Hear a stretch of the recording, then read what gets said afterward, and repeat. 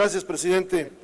Compañeras y compañeros, el señor presidente electo, en su campaña política y en la reciente visita a las entidades del norte, ha mencionado el compromiso de disminuir cargas impositivas en una franja de 30 kilómetros en la frontera de nuestro país con los Estados Unidos. Hoy pongo a su consideración, diputadas y diputados, dos iniciativas que siguen la ruta de la propuesta del presidente electo. Una de ellas a la ley del impuesto al valor agregado y otra más a la ley del impuesto sobre la renta. Las iniciativas que presento buscan que el beneficio que va a representar la disminución de impuestos en la mencionada franja de 30 kilómetros se extienda a poblaciones que por su cercanía guardan una identidad económica con la frontera y buscan también evitar que se fraccione el territorio de municipios y se provoque en ella la existencia de dos tasas impositivas diferenciadas.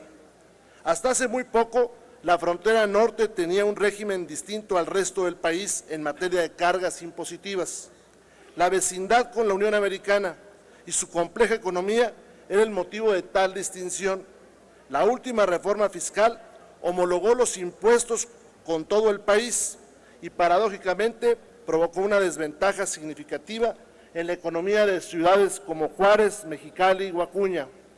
Según reportes del Colegio de la Frontera Norte, la homologación del impuesto al valor agregado en los estados fronterizos significó un aumento del 5% en los precios, provocando una disminución en el poder adquisitivo de la población.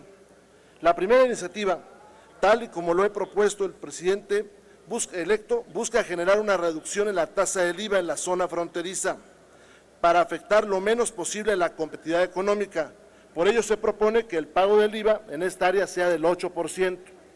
Ahora bien, contrario a lo que ha ocurrido con el IVA, en el caso del ISR no existe antecedente de una tasa diferenciada en las regiones del país. Sin embargo, hoy día es necesario ofrecer a la frontera mayores condiciones de competitividad, por lo que el presidente electo ha planteado una reducción de la tasa del ISR del 30 al 20%.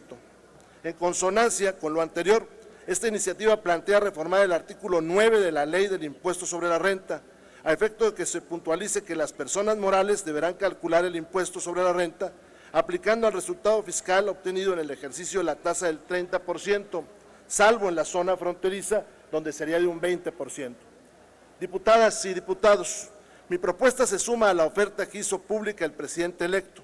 Sin embargo, presenta algunas variables con el propósito de evitar que una línea inflexible genere injusticia y desventaja a poblaciones que se encuentran a escasos kilómetros de ella.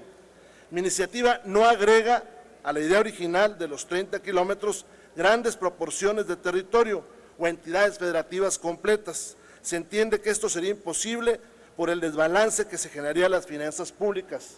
En lo que propongo, incluyo solo aquellas poblaciones íntimamente ligadas a la economía de la frontera, con el propósito de evitar que los municipios tengan una tributación diferenciada. Si en su oportunidad se aprueba la iniciativa, a la que ya se ha anunciado por el presidente electo, se agregaría a la franja de los 30 kilómetros los siguientes municipios y localidades: Playas de Rosarito, Baja California; Cananea, Sonora; Nava, Allende, Morelos, Villa Unión, Zaragoza y Ocampo en Coahuila; y finalmente el total del territorio de los municipios que tengan una fracción del mismo dentro de la franja de los 30 kilómetros, aun cuando sus límites se encuentren fuera de dicha superficie. Lo que les presento es una propuesta integral que no deje fuera las poblaciones a las que he hecho referencia, y con ello se robustece la franja de los 30 kilómetros con el propósito de dar competitividad a la zona fronteriza, condición que es muy importante. Muchas gracias.